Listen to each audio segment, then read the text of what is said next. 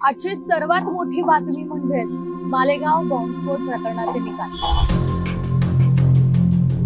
17 वर्ष, 3 तपास यंत्रणा, 4 न्यायाधीश आणि बदललेल्या साक्षींमुळे हा निकाल आणि हा खटला खरं तर गुंतागुंतीचा ठरला होता।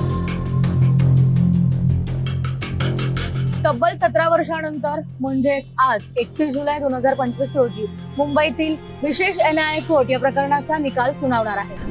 29 सप्टेंबर 2008 रोजी झालेल्या मालेगावातील भीषण स्फोटात तब्बल 6 जणांचा मृत्यू झालाय तर 101 जण जखमी झाले। या प्रकरणाने संपूर्ण देशभरात खळबळ माजवली होती। नक्की हे प्रकरण काय आहे जाणून घेऊयात या व्हिडिओच्या माध्यमातून। नमस्कार, मी प्रतीक्षा आणि तुम्ही पाहताय माय महानगर लाईव्ह। मालेगाव 29 सप्टेंबर 2008 रोजी रात्री 9:30 वाजता रमजानच्या पवित्र महिन्यात मालेगावातील एका मशिदीजवळील मोटरसायकलला भीषण स्फोट झाला आणि याच घटनेने संपूर्ण देश हादरला।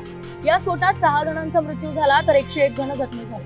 आजूबाजूच्या घरांचं आणि दुकानांचं देखील मोठं नुकसान झालं। सुरुवातीच्या तपासात संशयाची सुई सिमी या बंदी घटित संघटनेकडे होती, मात्र तपासाची दिशा बदलली जेव्हा घटनास्थळी मोटरसायकल साध्वी प्रज्ञा सिंग ठाकूर यांच्या नावावर घट असल्याचं उघड झालं। यानंतर अभिनव भारत या संघटनेचं नाव समोर आलं आणि भगवा दहशतवाद हा शब्द चर्चेत आला। महाराष्ट्राच्या दहशतवादी विरोधात पथकाने Sadhvi Pragya, lieutenant colonel Prasad Purohit, major Ramesh Upadhyay, Sameer Kulkarni, Ajay राहीकर, Sudhakar Dwivedi आणि सुधाकर चतुर्वेदी यांना अटक केली। 2009 मध्ये तपास NIAच्या हाती गेला। 2011 मध्ये पहिलं आरोपपत्र दाखल झालं तर 2016 मध्ये मोक्का हटवून नवं आरोपपत्र सादर करण्यात आलं। 12 पैकी 5 जणांना क्लीन चिट मिळाली, पण 7 आरोपींविरोधात UAPA आणि IPC अंतर्गत खटला सुरू झाला। साध्वी प्रज्ञा यांच्यावर स्फोटात सक्रिय सहभाग आणि मोटरसायकल पुरवल्याचा आरोप आहे।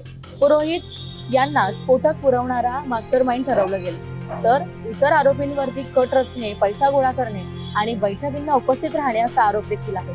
खटल्यात 323 साक्षीदारांची साक्ष नोंदवली गेली, पण 40 साक्षीदारांनी त्यांची साक्ष बदलली तर 25 साक्षीदारांचा मृत्यू देखील झाला।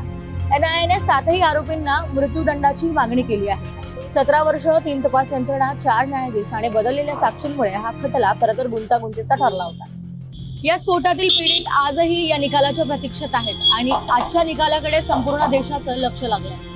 तर तुम्हाला ही माहिती कशी वाटली आम्हाला कमेंट बॉक्स मध्ये नक्की कळवा आणि तुम्ही जर आमच्या चॅनलवरती नवीन असाल तर माय महानगर लाईव्हच्या चॅनलला सबस्क्राईब करायला विसरू नका आणि सर्वात महत्त्वाचं म्हणजे आम्हाला हाईप करायला विसरू नका।